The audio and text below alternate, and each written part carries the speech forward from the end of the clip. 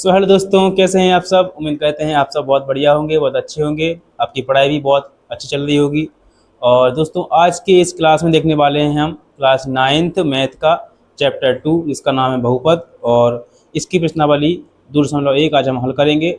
इसकी जो पहले की वीडियो है परिचय वाली, वो हमने अपलोड कर दी है। अगर आपने नहीं देखी है तो इसकी लिंक मैं डिस्क्रिप्शन में दे दूँगा, आप वहाँ से जाकर देख सकते हैं।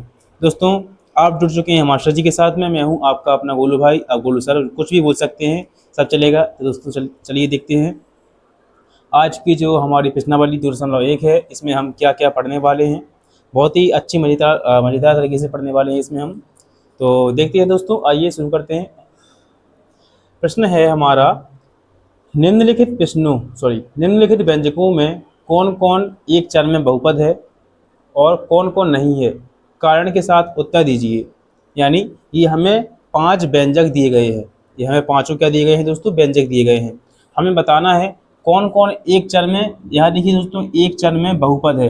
कौन कौन एक चर में बहुपद है और कौन कौन नहीं है।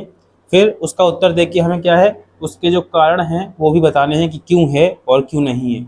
तो आइए देखते हैं बिल्कुल मज़ेदार तरीके से। तो दोस्तों, जो हमारा पहला क्वेश्चन है वो कह रहा है 4x² 4x पे 2 की घात माइनस 3x प्लस 7। ये है हमारा पहला व्यंजक। अब हमें बताना है कि ये एक चर में बहुपद है या बहुपद नहीं है, क्या है देखते हैं दोस्तों। तो दोस्तों, अगर आपको नहीं पता कि चर अचर क्या है, तो हमने इसके परिचय वाली वीडियो में सब बताया है बिल्कुल अच्छे तरीके से। आप जाकर देख सकते हैं और फिर आप इसको भी पढ़ सकते हैं। तो आइए दोस्तों, चर क्या है फिर से देख लीजिए आप लोग। तो जो यहाँ पर x दिख रहे हैं, आपको x दिख रहे हैं, ये हमारे क्या है, चर। यानी हम कह सकते हैं कि x y z या फिर ए बी सी डी वाले कोई से भी अक्षर, ए बी सी डी वाले कोई से भी अक्षर जो मैथ में आते हैं, उनको हम क्या बोल सकते हैं, उनको हम चर बोल सकते हैं। तो दोस्तों, यहाँ देखिए, अब क्या मसला है। यहाँ देखिए, एक चर। अब दोस्तों, यहाँ एक ही चर तो है, मतलब यहाँ भी एक्स लिखा है, यहाँ भी एक्स लिखा है। मान लीजिए एक्स कोई एक इंसान है, तो यहाँ भी वही बैठा है, यहाँ भी वही बैठा है, तो एक ही तो है। यानी इसकी फ़ोटो यहाँ लगी है उस इंसान की, और यहाँ भी लगी है, तो है तो एक ही इंसान, यानी एक ही एक्स है। तो इसको क्या बोलेंगे हम कि ये एक चर में बहुपद है। अब बहुपद की पहचान कैसे होती है दोस्तों, तो यहाँ देखिए, अगर हम बताएंगे कि ये बहुपद है, चलिए मान लीजिए ये बहुपद है। अब कौन सा बहुपद है, तो दोस्तों इसके कितने पद हैं, उससे पता चलेगा कि कौन सा बहुपद है। कितने पद हैं दोस्तों इसके, तो देखिए 4x² एक पद हो गया, 3x दूसरा पद हो गया, प्लस 7 ये हमारा तीसरा पद हो गया। तो ये कौन सा है, ये त्रिपदी बहुपद है।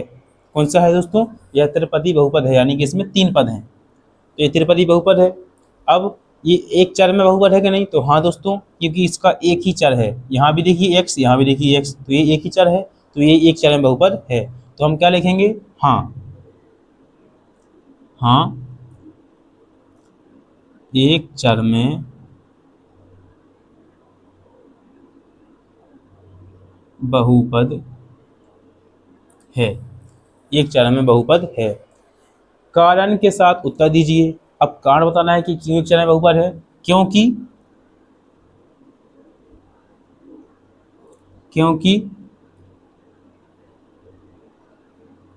बहुपद में केवल x ही चर है। यहाँ देखिए, x ही तो चर है और कोई है ही नहीं। अगर यहाँ पर x है और यहाँ पर y होता, तो ये दो अलग अलग हो जाते, x और y।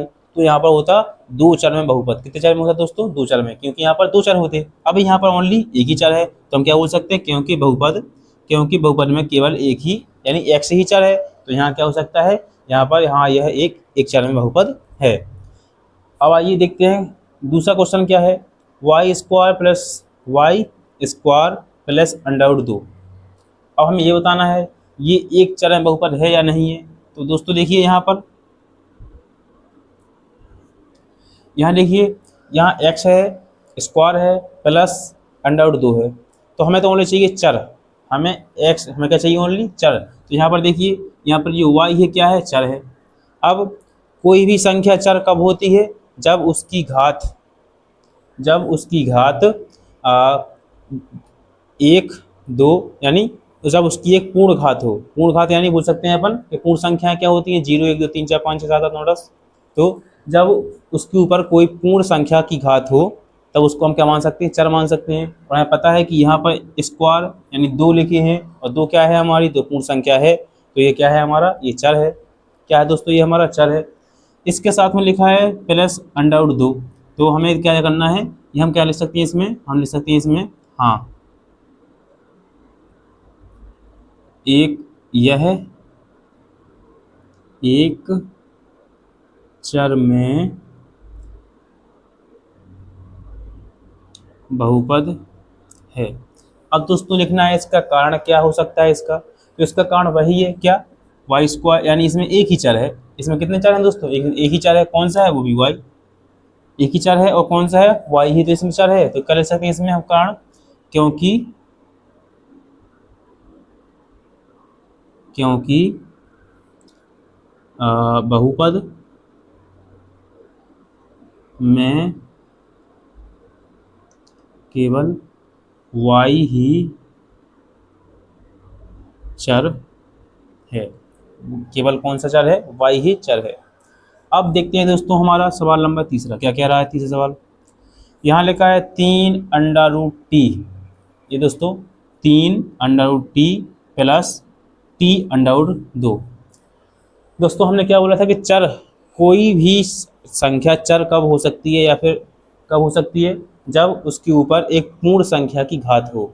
अब यहाँ देखिए दोस्तों, यहाँ अंडर रूट टी लिखा है और जब भी हम यहाँ से अंडर रूट हटा देंगे तो क्या हो जाएगा, ये अंडर रूट जैसे ही हम यहाँ से हटाएंगे तो यहाँ हो जाएगा कितना, अंडर रूट हटेगा और हमारा टी के ऊपर 1/2 की घात लग जाएगी, 1/2 की घात। और ये पूर्ण संख्या नहीं है, 1/2 क्या नहीं है, पूर्ण संख्या नहीं है। तो हम क्या बोल सकते हैं कि यह एक चर में बहुपद नहीं है। क्या नहीं है दोस्तों, यह एक चर में बहुपद नहीं है। यहाँ लिखेंगे हम यह एक चर में बहुपद नहीं है। क्यों नहीं है बहुपद एक चर में, क्योंकि जो हमारा चर है वह अंडर रूट के अंदर है, और अगर हम अंडर रूट को हटा देंगे तो चर के ऊपर 1/2 की घात लग जाएगी, जबकि हमें चाहिए कितनी घात है, हमें पूर्ण संख्या वाली घात चाहिए और 1/2 पूर्ण संख्या हमारी नहीं है, इसलिए यह चर नहीं है। अब आते हैं क्वेश्चन नंबर 4 की ओर। यहाँ लिखा है y plus 2/y, y plus 2/y। इसमें देखिए दोस्तों, यहाँ हम क्या लिखेंगे, पहले इसको समझो। जब भी चर अब यहाँ देखिए, यहाँ लिखा है y, तो y के ऊपर की कोई घात नहीं है मान लो, तो इस पर क्या घात है, उस पर 1 की घात है। जब भी किसी चर के ऊपर किसी भी संख्या की घात नहीं होती है तो उस पर 1 की घात होती है, ये तो ठीक है। अब यहाँ देखिए, यहाँ पर लिखा है 2/y, तो कोई भी बहुपद बटे में नहीं हो सकता। अगर कोई भी बहुपद बटे में है तो वह बहुपद ही नहीं हो सकता। क्या नहीं हो सकता है, वह बहुपद ही नहीं हो सकता। तो ये क्या क्या नहीं है, यह बहुपद नहीं है। क्यों नहीं है बहुपद, क्यों, क्योंकि ये बटे में है।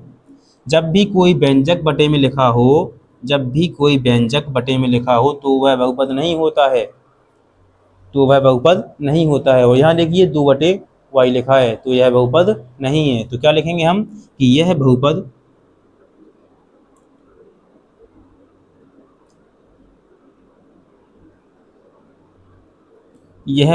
नहीं है। अब आते हैं आगे। यहाँ देखिए दोस्तों, यहाँ लिखा है x पे 10 की घात प्लस y पे 3 की घात प्लस t पर 50 की घात, y पे 10 की घात, x पे 10 की घात, y पे 3 की घात और t पे 10 की घात। तो यहाँ पर देखिए दोस्तों, घात भी हैं, यानी पूर्ण संख्या में घातें भी हैं, ये सब पूर्ण संख्याएं हैं हमारी, घातें भी हैं, ये सब हमारे चर भी हैं और ये हमारा बहुपद भी है। तो हमें बताना है, पूछ रहा था कि कौन कौन एक चर में बहुपद है। तो यहाँ पर एक ही चर था, यहाँ पर एक ही चर था, यहाँ पर कितने चर हैं, x y और t, यहाँ पर 3 चर हैं। कितने चर हैं दोस्तों, यहाँ पर 3 चर हैं। तो क्या लिखेंगे हम, यह 3 चर में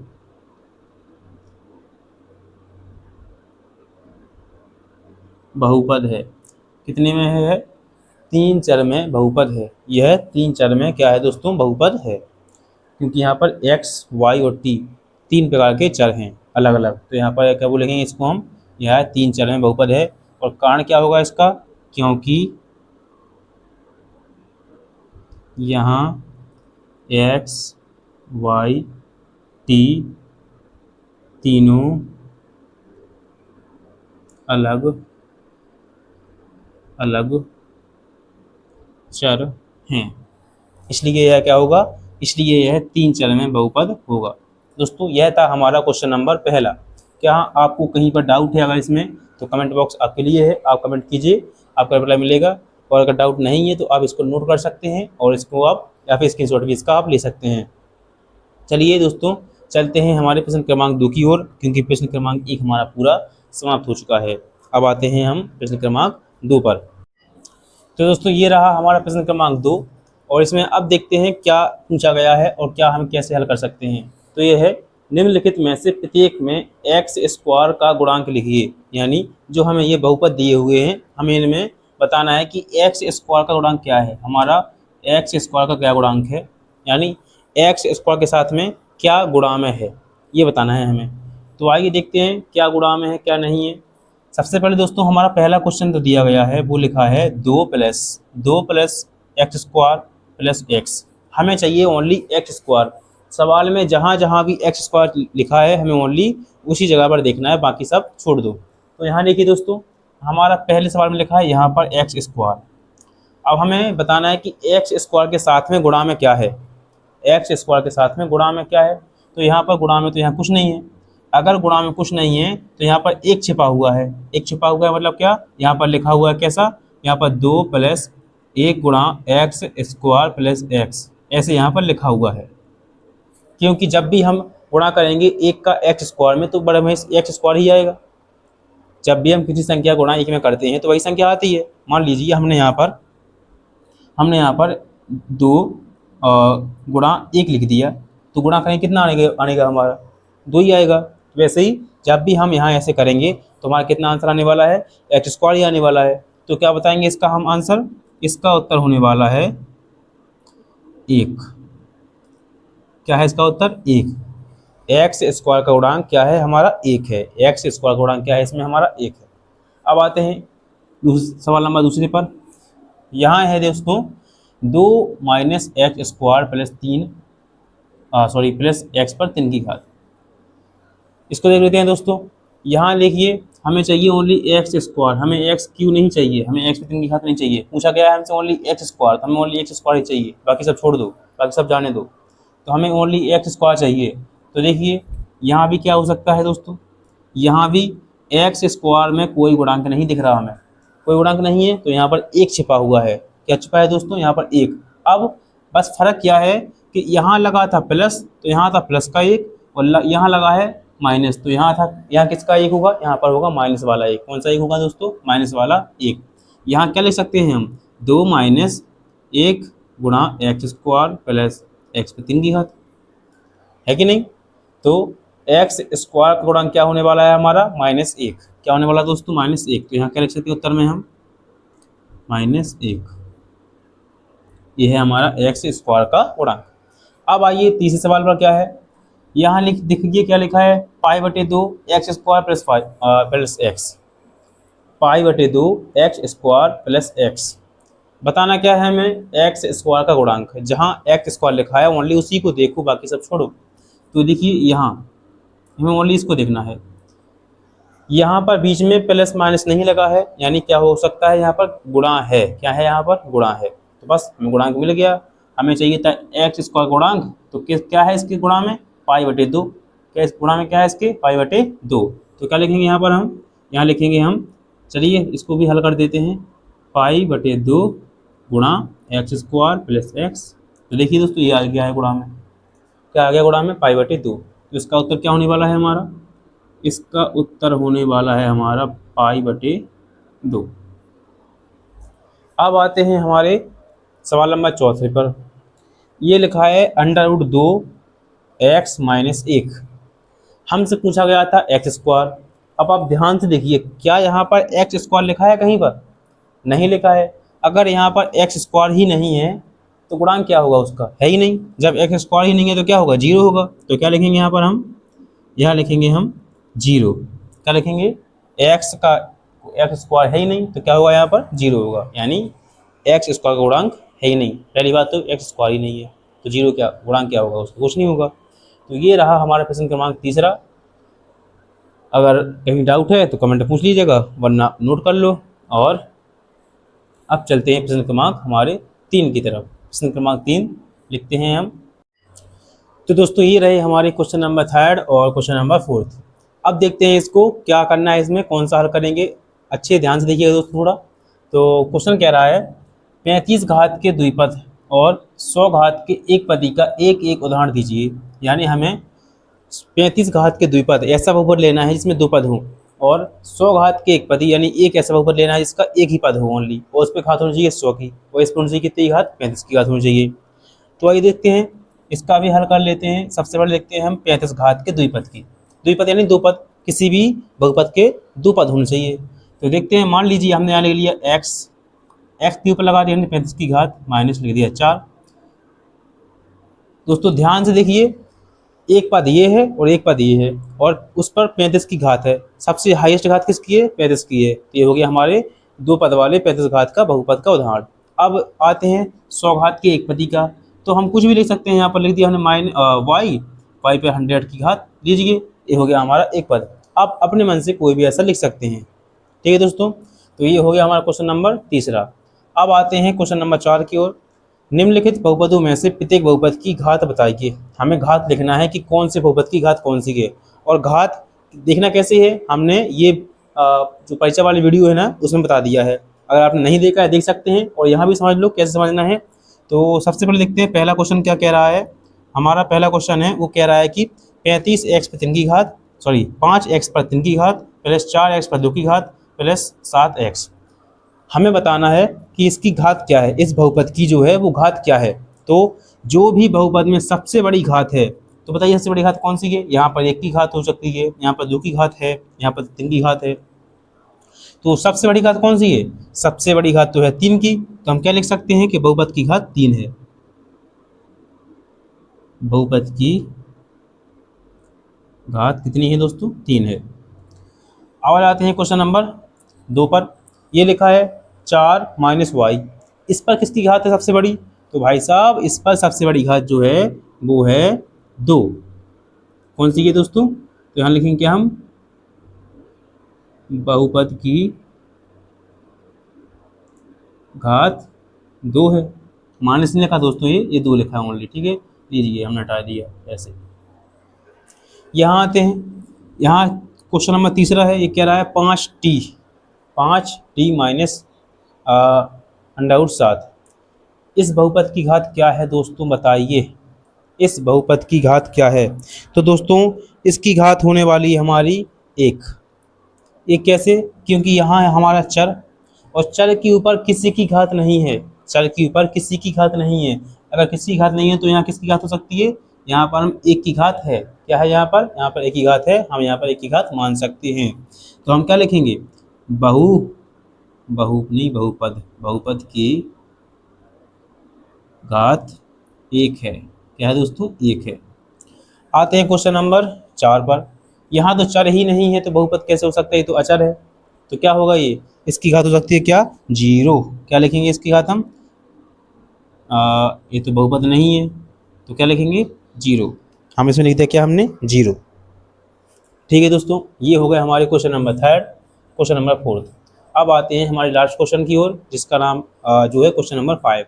तो दोस्तों ये है हमारे लास्ट क्वेश्चन 5वां, जो कह रहा है बताइए कि निम्नलिखित बहुपदों में कौन कौन बहुपद रेखिक है, कौन कौन द्विघाती है और कौन कौन त्रिघाती है। दोस्तों रेखिक, द्विघाती, त्रिघाती ये हम पहले पढ़ा चुके हैं, जाकर आप क्लास देख सकते हैं और इसमें भी आप समझ सकते हैं। तो देखिए, बताइए कि निम्नलिखित बहुपदों में से कौन कौन रेखिक है। रेखिक का मतलब होता है जिस पर ओनली घात हो 1 की। किसकी घात हो, ओनली 1 की। कौन कौन द्विघाती है, जिस बहुपद पर सबसे बड़ी घात कौन सी हो, 2 की हो।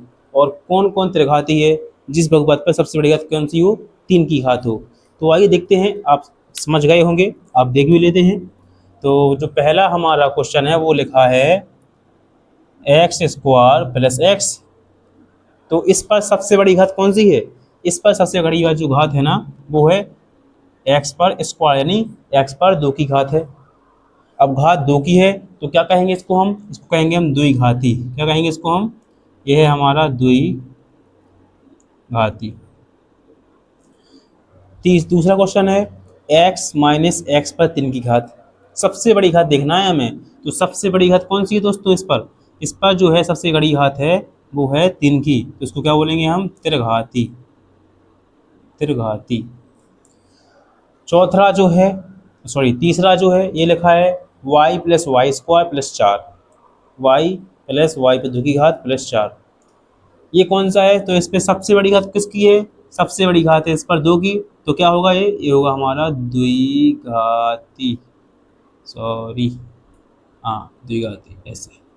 अब जो चौथा क्वेश्चन है वो क्या कह रहा है? वो कह रहा है हमारा x plus Y, X plus Y, sorry 1 plus X. Sorry दोस्तों, थोड़ा कन्फ्यूज हो गए थे। x, यहाँ पर हमारा x लिखा है और इस पर घात किसकी है ये देखना है हमें। इस पर घात तो है ही नहीं। यहाँ लिखा है 1 प्लस एक्स और इस पर घात नहीं है। अगर किसी चर पर घात नहीं है तो उस पर हो सकती है 1 की घात। किसकी हो सकती है? 1 की घात। इसको क्या बोलेंगे दोस्तों हम? रैखिक है ये। क्या है ये हमारा रैखिक है। अब आते हैं 5वें पर। यहाँ लिखा है 3 और t। अब दोस्तों यहाँ लिखिए 3 भी लिखा है, t भी लिखा है, लेकिन t के ऊपर घात नहीं है। हाँ ये चर तो है, तो इसको क्या बोलेंगे हम? रैखिक। ये क्या है हमारा? रैखिक। 6वां क्वेश्चन है, यहाँ लिखा है आर स्क्वायर, आर पर 2 की घात है। तो भाई साहब ये क्या है? आर पर 2 की घात है यानी क्या है? द्विघाती है। इतना तो आप लोग समझ चुके। क्या है ये हमारा? द्विघाती। और यहाँ देखते हैं, यहाँ लिखा है 7 एक्स पर 3 की घात। तो ये कौन सा होगा हमारा? दोस्तों ये होगा हमारा त्रिघाती। त्रिघाती, क्योंकि सबसे बड़ी घात किसकी है? 3 की। तो दोस्तों ऐसे हम घातें पहचान सकते हैं। जिस पर किसी की भी घात नहीं हो उसको बोलते हैं हम रैखिक। जिस पर 2 की घात उसको बोलते हैं हम द्विघाती। जिस पर 3 की घात उसको बोलते हैं हम त्रिघाती। ऐसे ऐसे आप पढ़ सकते हैं, 4 की घात, 5 की घात, 6 की घात, तो ऐसे हम बोल सकते हैं। तो ये था हमारा प्रश्न क्रमांक 5वां, जो कि पूरा हमने हल कर लिया है। अब दोस्तों अगर आपको कहीं पर डाउट है तो कमेंट बॉक्स आपके लिए है, आप अपने डाउट पूछ सकते हैं, आपको उसके जवाब जरूर मिलेंगे। और अगर वीडियो थोड़ा समझ में आया हो, क्वेश्चंस थोड़े से भी समझ में आए हो, तो सब्सक्राइब करना आपका जिम्मा है, जिम्मेदारी आपकी है। शेयर कीजिएगा अपने दोस्तों के साथ में, क्योंकि वो भी आपके लेवल के साथ पढ़ सकें। और अब देखते हैं प्रश्नावली 2.2 नेक्स्ट क्लास में, और मिलते हैं नेक्स्ट वीडियो में। तब तक के लिए दोस्तों जय हिंद, जय भारत।